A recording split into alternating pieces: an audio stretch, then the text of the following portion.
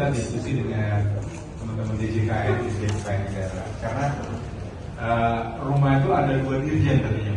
Yang satu, kalau dia pakai subsidi selisih bunga, itu dirjennya dirjen anggaran, belanja, angus duitnya. Kemudian pakai FLPP, dirjen keuangan negara, karena duitnya stay di bank, diputar. Ya, jadi duitnya nggak keluar, jadi tetap gironya giro pemerintah, tapi atas nama tapera. Ya.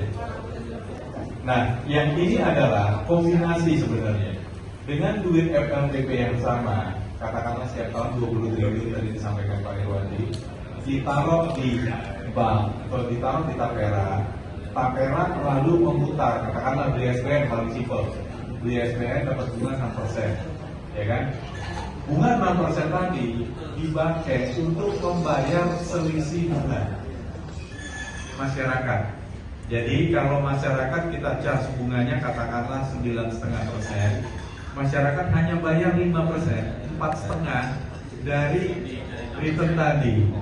Idenya seperti itu, makanya disebut dana abadi. Nah, bagusnya cara seperti ini, kita hanya butuh memumpuk selama 10 tahun. Kita hanya butuh memumpuk 10 tahun. Karena kalau setelah 10 tahun, nggak perlu di tahun ke-11 pemerintah ambil lagi dari APBN. Karena udah 200 triliun lebih, itu bisa mutar setahun 400 sampai 600 ribu rumah tanpa ada tambahan APBN lagi. Jadi dalam 10 tahun ke depan, ketergantungan terhadap APBN itu berhenti. Dan dalam 10 tahun yang kita bentuk ini bukan belanja Pak, tapi investasi negara, karena duitnya nggak hilang. Prinsipnya seperti itu yang kami usulkan, sehingga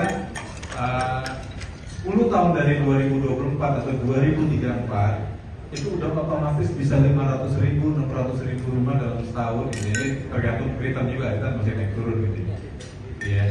Dan mudah-mudahan penempatannya juga KPL gitu ya Bu ya. Ini asumsinya mulus semua lah gitu ya. Kita bisa menyelesaikan masalah perumahan secara lebih baik. Memang benar yang dibilang Pak Iwan, nggak semuanya bisa pakai KPR Pak. Karena 12,7 backlog itu ada bagian yang miskin sekali dan itu mungkin nggak bisa pakai KPR. Tapi kalau yang desil 3, 4, 5, 6 itu bisa. Yang lebih dari itu kami usulkannya bukan KPR subsidi, tapi kami usulkannya pembebasan biaya di depan. Tadi anaknya Pak Pemret misalnya kan. Mungkin persoalannya dia adalah bebasin DP, jadi kita minta di sana polisinya bebasin DP, bebas BPHTB, bebas PPN, subsidi premi penjaminannya saja sampai nilai 500 juta rumah. Maka dengan cara ini harga rumah itu terdiskon 20% di depan. Karena biaya dia itu kalau dikumpulin 20% Bapak Ibu. PPN 11, Bapak tambahin aja. Kemudian PPHTB 5% dan 16, belum dari situ jual 3 gitu kan. Kemudian ada biaya asuransi premi penjaminan ya, asuransi itu bisa 3-4%, 20 Pak. Jadi dengan cara demikian akan memotong biaya di depan 20%. Artinya kalau masyarakat ingin beli harga rumah 500 juta, itu seakan-akan harganya 400 juta sebenarnya.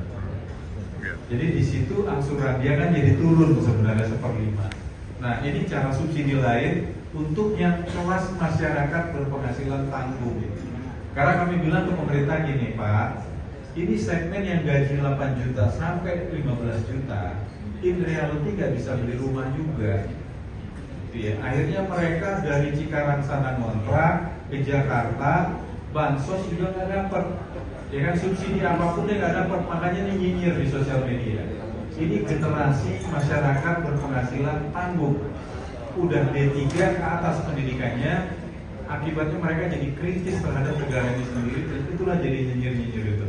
Karena D3 nanti